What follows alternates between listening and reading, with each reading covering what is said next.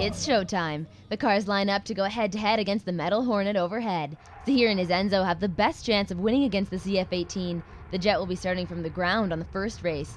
Fasten your seatbelts. History is about to be made. The jet blasts by Zahir about halfway down the runway and easily surges past the finish line first. I got him cracked, no problem. One after another, the cars make a break for it, but the jet keeps catching up halfway down the tarmac, proving that in this battle of the engines, the CF-18 comes out on top.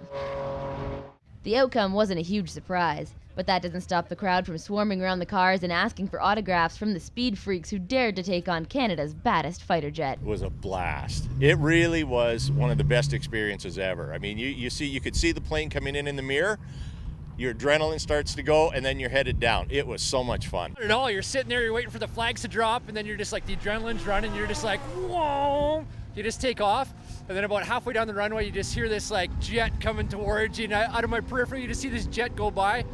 But apparently what the crowd told me is I beat the jet. He didn't, but we didn't have the heart to tell him. To have one fly right on top of you and go by you, that's pretty thrilling. And to see everybody's faces, how excited they are here watching the jets and the car. Hey, you got two things. You got the exotic cars and you got the jets, which us men all love both of those. It was a great run and it was an adrenaline rush, and it went off real good.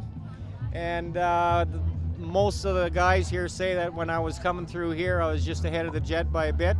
So that's a good feeling. The most anticipated race, Enzo versus CF-18, actually made Brassington pulse going. Well, I was concerned prior to lighting the engines, but initially as we took off down the runway, I stayed even with them the whole way up to the quarter mile, so I was pretty happy with the performance. But Zahir's pride doesn't seem to be wounded. In fact, he says he just had the best experience of his life. They just loved it, and that's what makes me very happy. When I see people that smile, you can literally see it with the children. They want, like, wow, this is so kind of you. Now, to me, it's nothing. I just feel, oh, it's okay.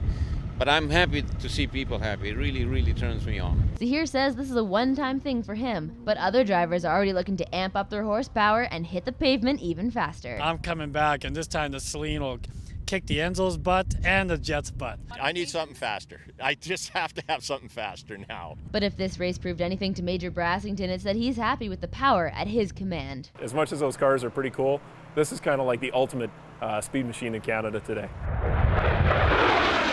That wraps up this very special edition of Around the Region, on location here at 4 Wing Cold Lake for Race to Base.